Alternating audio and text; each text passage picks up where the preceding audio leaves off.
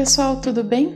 Hoje nós vamos continuar falando um pouquinho sobre redação, mas sempre lembrando que a gente está falando aqui sobre redação não como um manual para escrever uma redação pronta ou ter um modelo certo que é só reproduzir. Nós estamos falando aqui sobre como organizar esse pensamento que serve não só para redação, pois a organização que a gente precisa colocar na redação, na verdade, é uma organização de argumentação que a gente precisa ter muito antes do vestibular para a própria vida. Então, como organizar um esqueleto de redação? Ou seja, como organizar esse pensamento para responder a pergunta da redação, que pode servir para uma pergunta qualquer da vida. Quase sempre nós temos uma pergunta que precisa de uma resposta, um problema que precisa de uma solução. Então, como nós vamos começar a organizar? Primeiro, nós precisamos localizar o nosso leitor. Então, nós vamos começar a nossa redação falando qual é o problema, dando um contexto mesmo para ele. Quando nós falamos de temas como analfabetismo no Brasil, nós estamos falando de um problema que já tem raízes históricas e sociais profundas. Então nós precisamos dizer que há o analfabetismo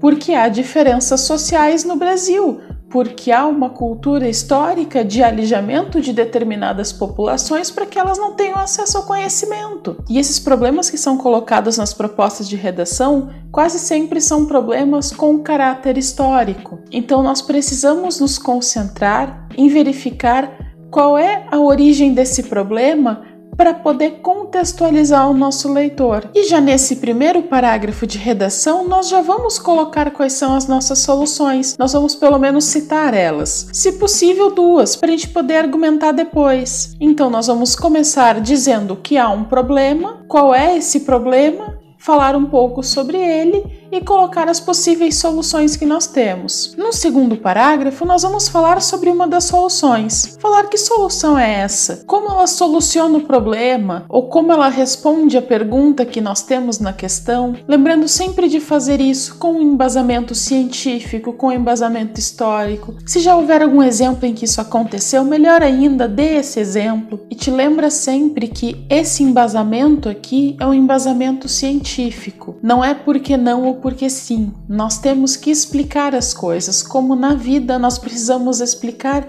os nossos posicionamentos, as nossas atitudes. No parágrafo seguinte, nós vamos falar as mesmas coisas sobre a solução 2. E se não tivermos uma solução 2, nós podemos seguir falando sobre a solução 1, dando mais exemplos, mais embasamento para ela. Lembrando, claro, de não repetir os argumentos que já estavam no parágrafo anterior, e sim acrescentando novos. E como último parágrafo dessa redação, nós vamos resumir tudo que nós já falamos. Ou seja, nós vamos retomar brevemente um ponto de cada um desses parágrafos para a gente consolidar o pensamento, para rememorar para o nosso leitor tudo que a gente já falou. Nós demos uma solução, explicamos o porquê da outra solução e no final nós vamos dizer, assim, o problema tal consegue uma solução em tal e tal ocasião, por tal motivo. Aqui podemos inclusive dar uma terceira solução eventualmente, dizendo que além dessas, tal coisa também pode ajudar. E é sempre bom finalizar dizendo que a solução desse problema vai trazer benefícios a todos os envolvidos naquele problema, a toda a população, porque senão, por que estaríamos resolvendo o problema? A maioria dos problemas propostos, como eu já disse, são problemas de caráter social e histórico. Quando nós temos a consciência de que são problemas e de que é possível solucioná-los, nós estamos demonstrando a nossa característica mais humana. E isso, na verdade, independe da redação, independe do vestibular. Isso deveria existir muito antes nas nossas vidas. Não é preciso ter formação de um curso superior para entender que as pessoas são importantes e que elas merecem ser respeitadas. Há também algumas proposições de redação que vêm pedindo uma avaliação ou uma opinião sobre algo que está na questão.